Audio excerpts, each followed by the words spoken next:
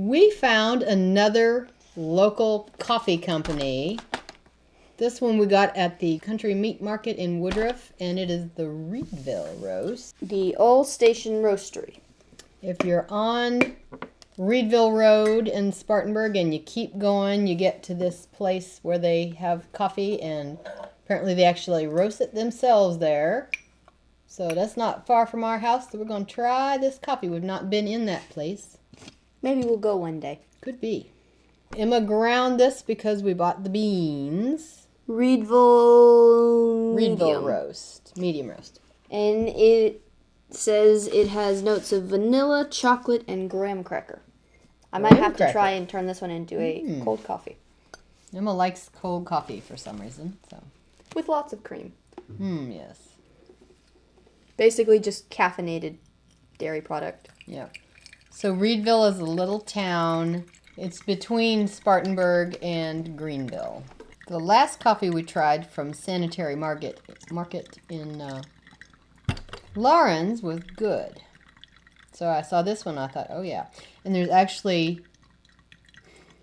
another roast of this, and it's called the Sugar Tit Roast. I did not buy that, but I have to explain. Sugar Tit means pacifier, and it is another local community.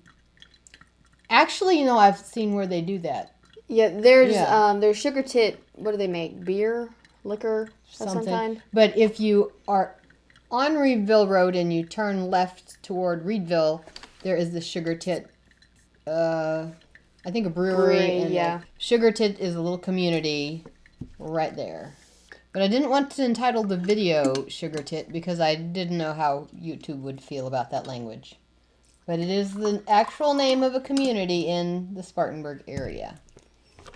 If you're going down towards Somerville, you will see a sign for their brewery. Yes. First time someone said to me, I live in Sugar Tit, I said, what? It smells medium. Emma doesn't really like coffee without creamer, as you might have noticed by her face. It's not horrible. It's not my favorite, but it's not horrible. It doesn't have any off-putting flavors in it. No. It's just tart. Okay, tart. Sharp. Yes. A little bit acid, a little bit apple. Was apple one of the notes? No, but I would like Granny Smith apple sort of thing. Yeah, it's got a Granny Smith apple thing going on here.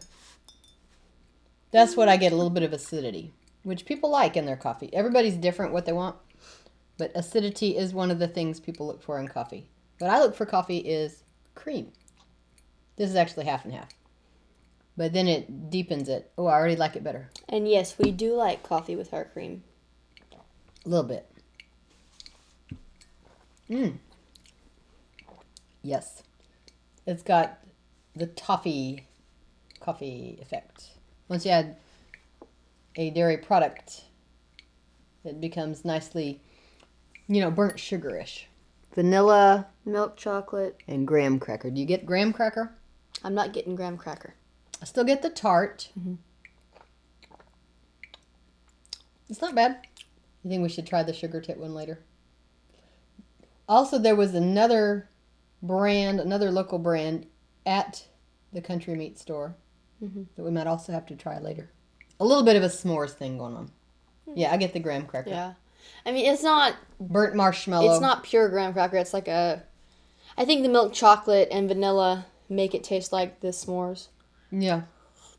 I would say this is a s'more-ish one. Spell that. Okay, so here's my idea.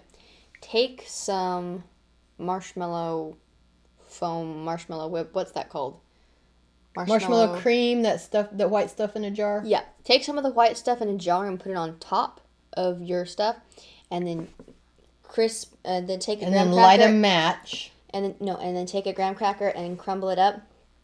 That would work with this. And then make a latte out of it. Mm-hmm. Yeah, okay. I'm going to call this... It doesn't have the sweetness of s'mores. But if you added it, it would definitely... But if you added that white stuff, or just actually tiny marshmallows, were I a sugar eater, I think I would float tiny marshmallows in here. And then flambe them. Possibly burnt, yeah. And if you have one of those lighter things... Maybe add some chocolate syrup, too. Yeah. I would... This would be good as a flaming s'mores coffee. In other words, completely devoid of your normal coffee behavior. Mm. Yeah, this isn't bad. So we'll try that other flavor too later. Yes. Oh, Mama. Mm. Did you know that none of my friends know about 80s niche TV shows? In fact, only 2 of them knew what Fiddler on the Roof was. I didn't know what Fiddler on the Roof was until I was in a production of it. We watched it last night. I didn't grow up in theater, but I did some theater. I used to be the costumer for the Spartanburg Repertory Company, but it is currently on the shelf ever since COVID. But we go to the little theater, and we've only started doing this, 2 or 3 years ago? You haven't been to a lot of productions because I didn't see the value of it before we're old enough to sit through it. And also, I used to get really sensitive about loud noises, and this is true. Let's now. Musicals have lots of loud noises. Emma hasn't really consented to watch musicals until very recently. Wasn't the first one that we went to Sister Act? Yeah, you'd like that. I think the reason I went to Sister Act was because I heard some of the people from our church were going to be in it. We have some serious theater bugs at our church. And I used to do theater, but now I have you instead.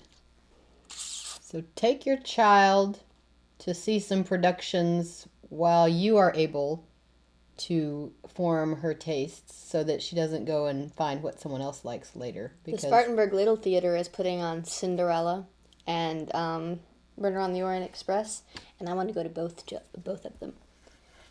I believe she has developed an appetite for theater, and I want to make sure it's appropriate theater and not... Kinky boots? We're not going to that.